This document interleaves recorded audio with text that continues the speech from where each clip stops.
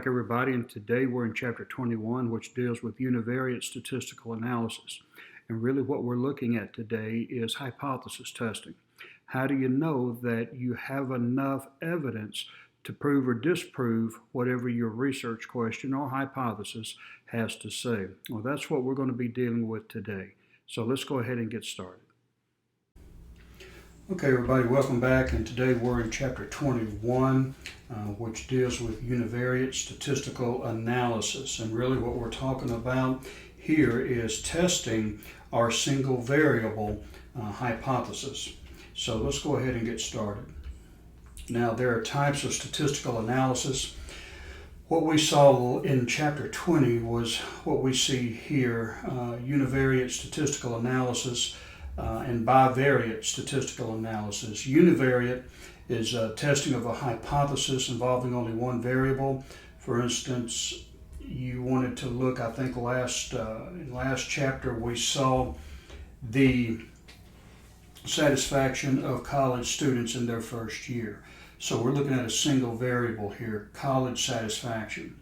So a bivariate statistical analysis, we would be looking at two variables. We may look at college satisfaction, student satisfaction, but we may want to look at just women in college or at that particular college. So those would be two variables.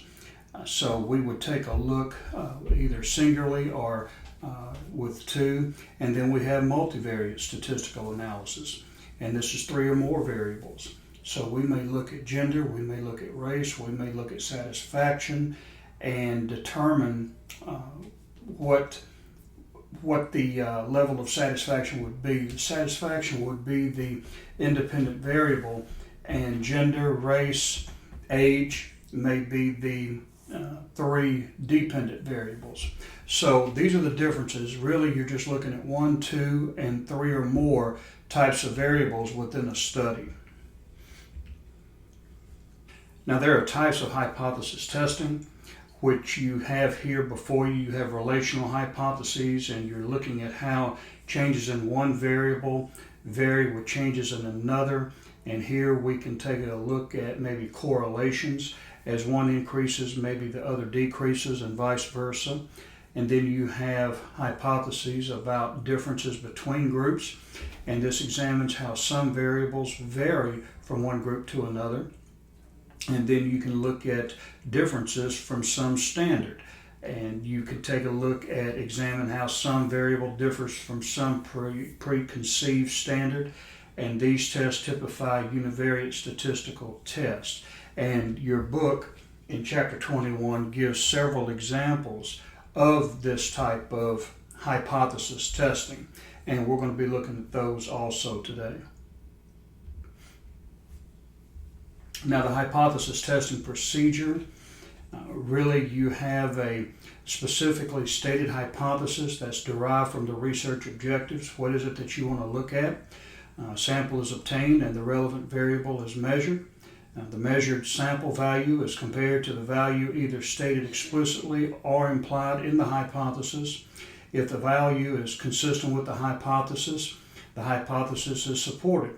If the value is not consistent with the hypothesis is not supported, and that's what we call a null hypothesis. Now, really, when you think about a hypothesis is an educated guess.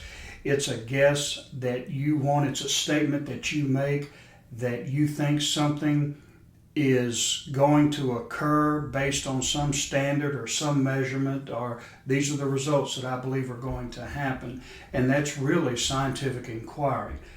Everything that we have come to learn started out pretty much as a hypothesis. And we go out and test that guess or that belief, and it's either true or untrue. And there's no science to, well, it is science, but there's nothing that is really elaborate. You have something that you believe will occur. You go out and test that belief, and then you look at the results to see if those results are justified or unjustified. Now, some of the key terms that we're going to be looking at, again, hypothesis, as I've mentioned before, is an unproven preposition, or proposition, excuse me. It's a supposition that tentatively explains certain facts or phenomena. And then you have the null hypothesis. And there's no difference in sample and population. It's a statement about the status quo.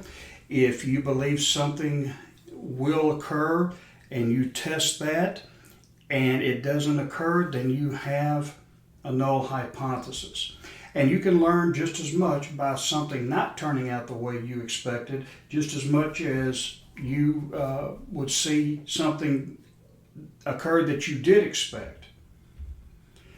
And then alternative hypothesis, a statement that indicates the opposite of the null hypothesis. And as your textbook explains, that this can be kind of confusing. In research, many people start out with the null hypothesis, and they finish up, or they will either try to prove or disprove that null hypothesis.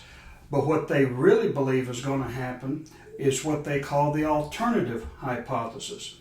Now take a look at page 508 for an example here.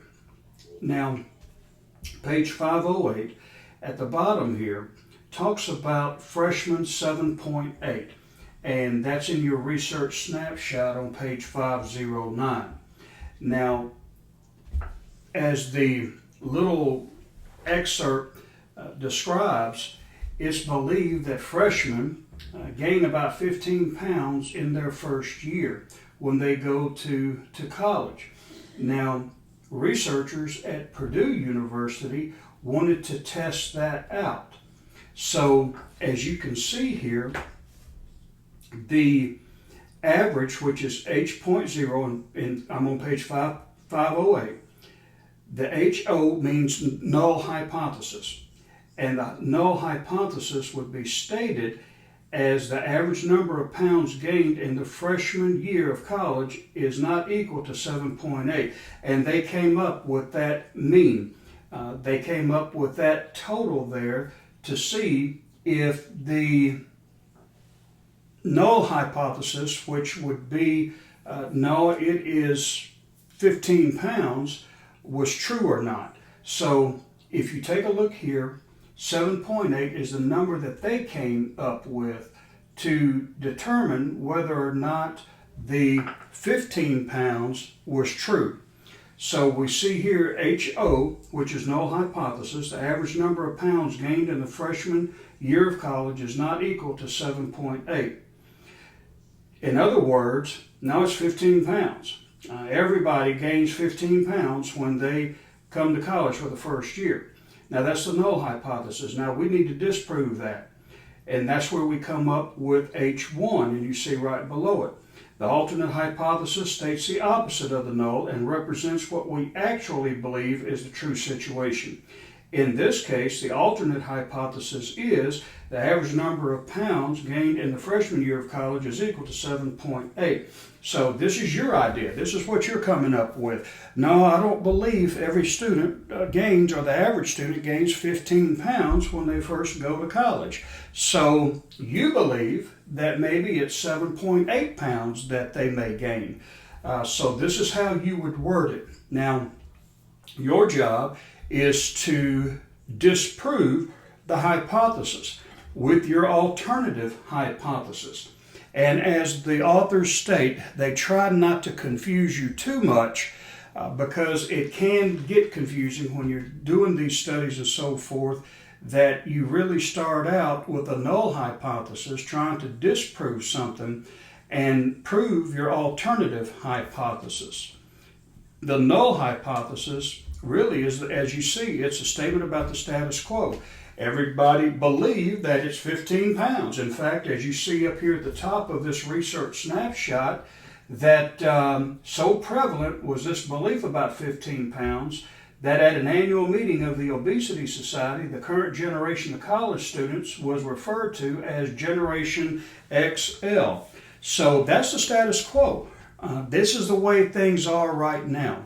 So you want to disprove that by offering an alternative hypothesis that can indicate, well, we're going to challenge that 15 pounds, and we're going to say that we're closer to 7.8 pounds. So here in the vignette, you see here the little insert that we have. The college freshman gained weight, but it is really 15 pounds. That's who they call the freshman 15. Purdue University's study found it was closer to 7.8 pounds. But at Purdue, students, typical. I don't know what they mean by all of that, but they found that it was more typical of 7.8 pounds than 15 pounds. A t-test of another sample found that the average was significantly less than 7.8 pounds. So the freshman 15, the ones that were in these other groups that was the status quo, they need to lose some weight. So you had to test that. They wanted to make sure whether or not the status quo 15 pounds was actually true. So you go out and you test that hypothesis. Now, significance levels and p-values. When you take a look at that, and it's on page 509 as far as the definitions, really what you're looking at is testing if there is a significant difference between what the status quo is and what you find. Is there enough statistical deviation to prove that your hypothesis is correct? Now, significance level is a critical probability associated with the statistical hypothesis test that indicates how likely an inference supporting a difference between an observed value and some statistical expectation is true. And they talk about the acceptance level of type 1 error, and we'll talk about that here in just a minute. Now, p-values is the probability value of or the observed or computed significance level. Now, p-values are compared to significant levels to test hypotheses, and higher p-values equals more support for a hypothesis. So really what you're looking at is finding that level. Now, normally the probability value that researchers often assign to a study and significant levels and all of that is 0.05. That's what your textbook talks about. But sometimes the acceptable bound of error is specified as 0.1 or 0.01, as the case may be. And they give you some examples here of probability values and statistical tests. Now, your textbook on page 510 gives you some examples of what they mean by p-values and statistical tests. And we're going to take a look at the first one here a little bit later on. But let's talk about the example here that they give us in Exhibit 21.2. And we can kind of understand the significance of p-values. Now, follow with me on page 510, where they say, consider an example where researchers have identified that a successful fast food franchise relies on households with an average of at least 1.4 children within a 10-minute drive of their location. The researchers then collected data regarding family size in an area being considered for a new store, and the sample shows the average family has 3.1 children. Now, this is where we would see the 3.1 children right here. This is the standard or the average family size. Now, Exhibit 21.2 depicts this data and illustrates an important property of p-values. In this case, the comparative standard of 1.4, which is right here, this is the standard, is shown in a light blue line, while the sample result is shown as a dark blue line, 3.1. The normal curve illustrates what other sample results would likely be. Don't worry about that right now. What is most important to realize is that as the observed value gets further from the 1.4, right here, as we get further from the 1.4, value, the p-value, gets smaller, meaning that the chance of the mean actually equating 1.4 also is less. With the observed mean of 3.1 and the observed standard deviation of 1.02, there is little chance that the research would be wrong in concluding the actual number of children per family in this area is greater than 1.4.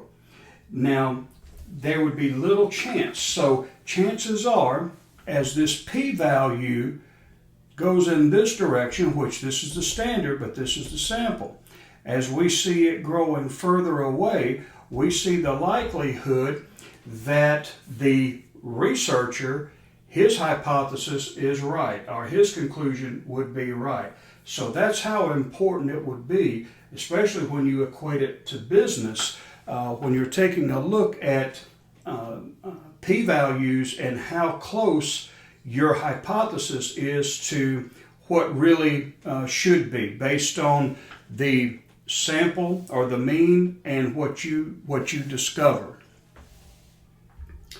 Now, hypothesis testing.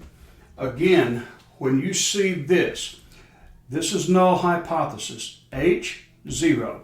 So when you see that, that's the statistical representation of a null hypothesis. The alternate hypothesis is H1. So when we see that, the null hypothesis, the mean is equal to 3.0. An alternative hypothesis indicates that the mean is not equal to 3.0. So you're really, whatever the null hypothesis says, the alternate hypothesis would say differently, the opposite of that. Now, when you're testing the hypothesis, they give you the formulas here. Now, if you turn to page 512 and also look on page 513, you see an example of what we're talking about when it comes to the formula for testing the hypothesis. Now, you have to set parameters. You have to set limits for what will be considered a null hypothesis and an alternative hypothesis. Now, let me advance this, two places. Now, if you notice here, this dark blue area, negative and positive, these are the realms of non-probability or non-acceptable significant levels. So anything within here, you have like a 95% confidence interval. These outside boundaries are outside that norm. So that's going to be important as we move along. So let me go back here to the formula. And how do we go and establish those critical limits that we see here and here? Well, this is how you do it. First of all, we have to get the lower limit. Everything to the left of the mean, this is the parameter and this is the formula we use to develop that parameter.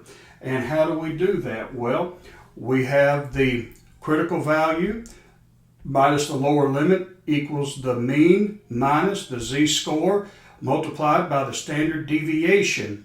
And we see here also the mean minus the z-score with the standard deviation divided by the square root of the number of people being observed.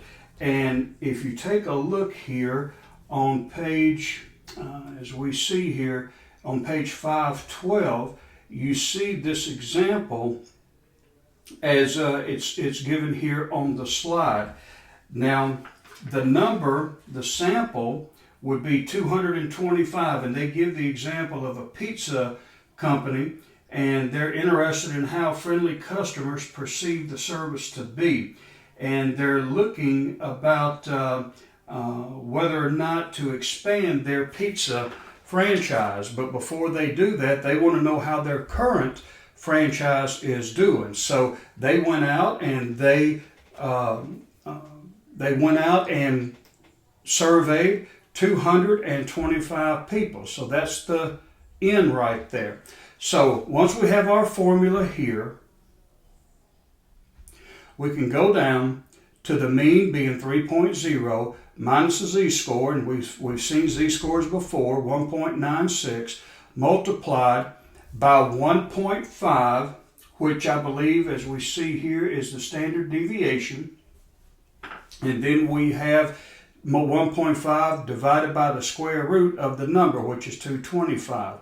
So we go down here, 3.0 minus 1.96 multiplied by this result, and that's 0.1. And then we come here, we're going down, 3.0 minus 0.196, that came from here. And the lower level, as we see, is 2.804. Now let's go back over here, and there we have 2.804. So we've established our lower end. Now, how do we establish the upper end? We do the same thing, but the only difference is that instead of subtracting in our formula, as we see here, we add. And we see the same numbers, and then we see here the result is, 3.196, and that's what we see here. That's the upper level and the lower level. So once we've established that, we can go down here. If let's go back to page 512. Based on survey results, the sample mean, which is bar X, is 3.78. The sample mean is contained in the region of rejection. Those are the two areas right here that we just computated.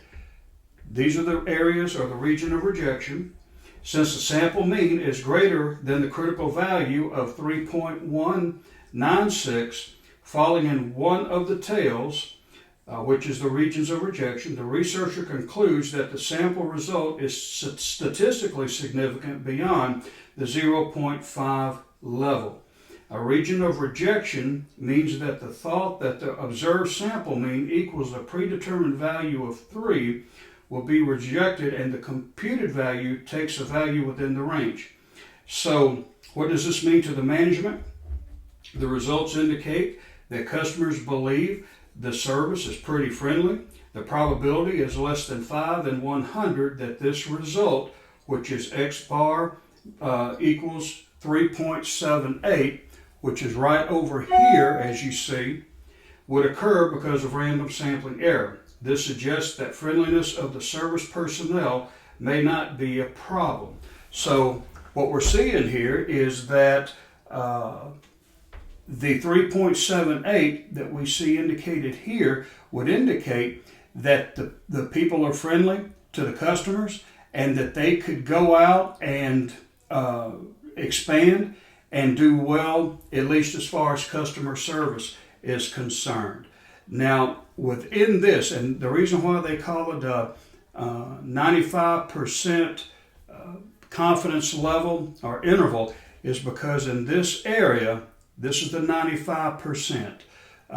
These extremes are the ones that we want to look at to see if we are going outside the status quo. So with the mean of 3.0, and I'm marking up a whole lot here, with the mean of 3.0, using the data that we have and coming up with the 3.78, we could be relatively assured that we can expand without having to worry about customer service. Now, type 1 and 2 errors. Type 1 error is an error caused by rejecting the null hypothesis when it is true.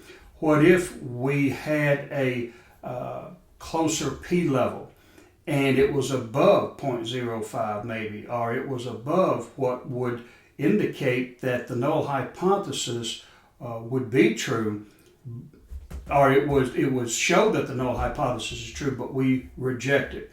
So we can get in trouble with that. That means we're not looking at the research or we're miscalculating. So a type 1 error occurs when the researcher concludes that a relationship or difference exists in the population when in reality it does not. Let's go back to the freshman. If it came to the conclusion, if the research came to the conclusion that yeah, your people at Purdue are 15 pounds over too, but we reject that, then we have a type 1 error.